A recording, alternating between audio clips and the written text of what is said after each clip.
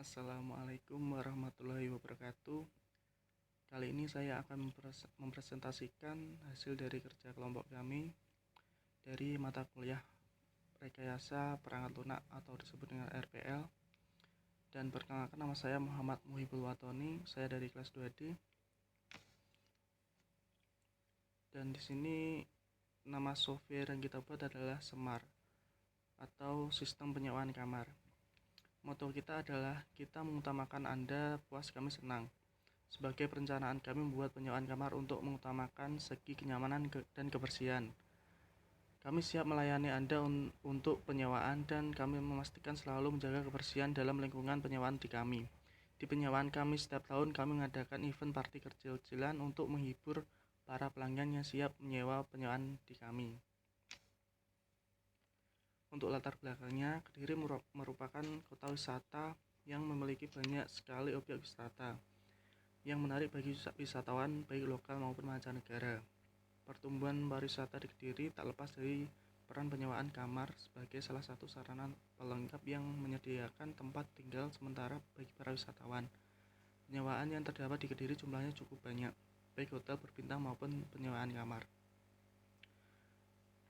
Bisnis penyewaan kamar atau penginapan sangat bergantung pada kondisi yang menunjang, seperti tempat wisata yang memiliki nilai jual tinggi, kondisi keamanan daerah tersebut, dan kondisi keuangan para wisatawan. Beberapa wisatawan mungkin menilai bahwa menginap di hotel membutuhkan uang yang tidak sedikit. Hal ini mungkin disebabkan karena hotel menetapkan tarif sewa kamar yang tinggi. Tetapi kami siap melayani Anda untuk penyewaan kamar untuk menginap di tempat kami. Dan kebutuhan fungsional sebagai berikut: ada nama kegiatan sistem, siapa saja yang terlibat, di mana kegiatan sistem dilakukan, dan kapan saja kegiatan sistem terjadi, bagaimana kegiatan sistem dijalankan, dan semua tersebut tercantum pada tabel tersebut berikut ini. Yaitu ada kebutuhan non fungsional juga. Dari software pendukung kita membutuhkan software NetBeans, SAM, dan database. Dan ada hardware pendukung, yaitu kita membutuhkan komputer. Kebutuhan antarmuka itu ada WiFi, telepon, AC, kipas angin, shower, mesin penghangat air, dan kompor dan kulkas. Kebutuhan untuk kerja ada komputer, WiFi, alat, dan kebersihan kamar, dan lain sebagainya. Ada analisa kelayakan kamar. Ada kelayakan teknis, yaitu dalam proses pembuatan sistem pelayanan atau dalam bidang marketing. Teknis diperlukan teknologi, sebagai contoh penggunaan teknologi komputer, jaringan internet, dan perangkat lunaknya. Dan sistem pelayanan ini, resepsionis ataupun penerima tamu sangat berperan penting dalam pengoperasiannya. Ada kelayakan sumber daya. Pada kelayakan sumber daya, bahwa sumber daya manusia yang terdapat pada perusahaan bisa dikatakan terpenuhi dikarenakan mereka bisa mengoperasikan. Dan kelayakan hukum. Analisis menguji aspek-aspek hukum berkaitan dengan proyek sistem informasi persediaan yang dibangun, apakah bertentangan dengan hukum ataupun tidak.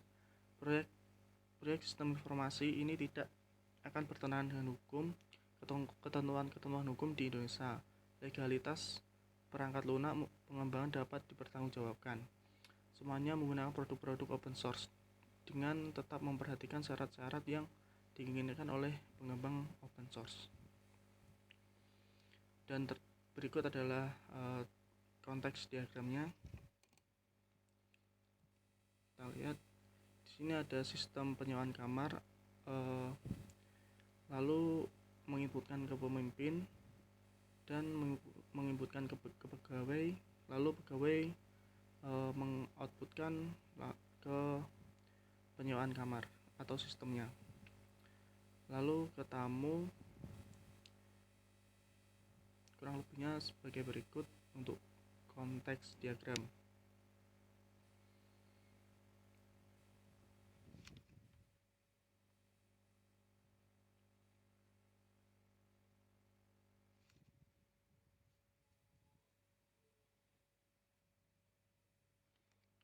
Dan berikut adalah ERD atau Entity Relationship Diagram.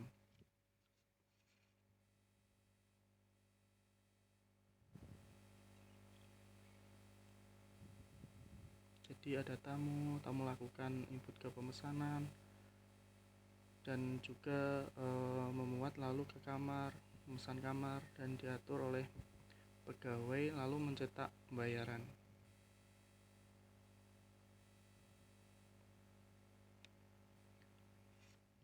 Lalu ada rancangan interface, yaitu di sini ada from login, yaitu untuk digunakan untuk username dan password.